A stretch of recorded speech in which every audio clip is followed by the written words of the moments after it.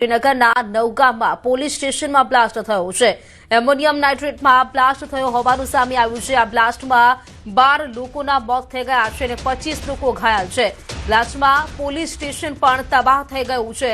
Police અને FSL કર્મીઓના મોત થયા હોવાનું સામે આવ્યું છે। લગભગ રાત્રે 11:20 વાગે પોલીસ સ્ટેશનમાં બ્લાસ્ટ થયો હતો।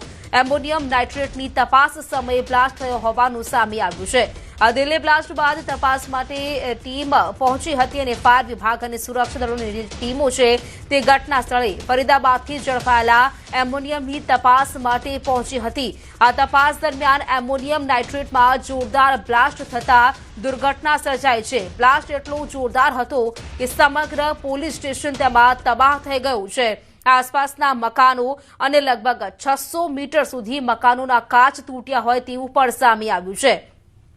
તો બ્લાસ્ટ થયો તે સમયના સીસીટીવી ફૂટેજ પણ સામે આવ્યા છે। આપ જોઈ શકો છો દ્રશ્યોમાં પોલીસ સ્ટેશનમાં જે બ્લાસ્ટ થયો છે આગની જ્વાળાઓમાં લપેટાઈ ગયું હોય જાણે પોલીસ સ્ટેશન તે પ્રકારના દ્રશ્યો। ત્યારબાદ બ્લાસ્ટમાં અનેક લોકો ઇજાગ્રસ્ત છે। લગભગ જે ઇજાગ્રસ્તોનો આંકડો છે તે છે 25 જેટલા લોકો ઇજાગ્રસ્ત થયા છે અને 12 લોકોના મોત થઈ ગયા છે।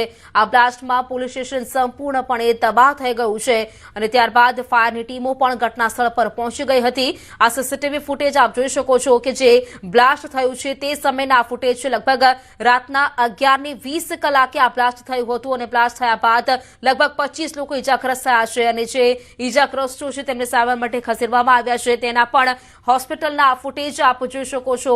અહીં લોકોને જે સારવાર અપાઈ રહી છે તેના પણ દ્રશ્યો છે। એમોનિયમ નાઇટ્રેટમાં બ્લાસ્ટ થયો હતો। આપને જણાવી દઈએ કે દિલ્હીમાં જે બ્લાસ્ટ થયો હતો અને ત્યારબાદ તેની જે ટીમ છે તપાસ માટે પહોંચી હતી અને તે દરમિયાન આ બ્લાસ્ટ થયો હોવાનું સામે આવ્યું છે। तो ऐसा लगता था एयर ब्लास्ट हो गया है।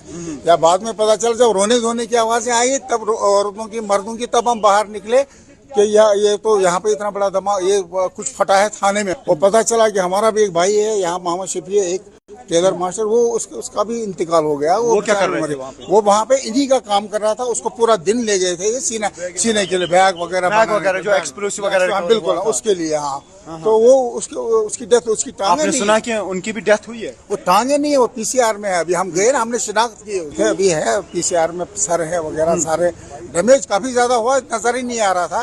बेचारे पुलिस वाले खुद परेशान थे कि क्या हो ये सब क्या कैसे हो गया। मकान टूटे हैं शीशे नहीं टाइलें फटी हैं दीवारें टूटी हैं। शीशों की तो बात ही नहीं है। शीशे तो 600 मीटर दूर तक टूटे हैं जो पुलिस स्टेशन के इर्द गिर्द हैं।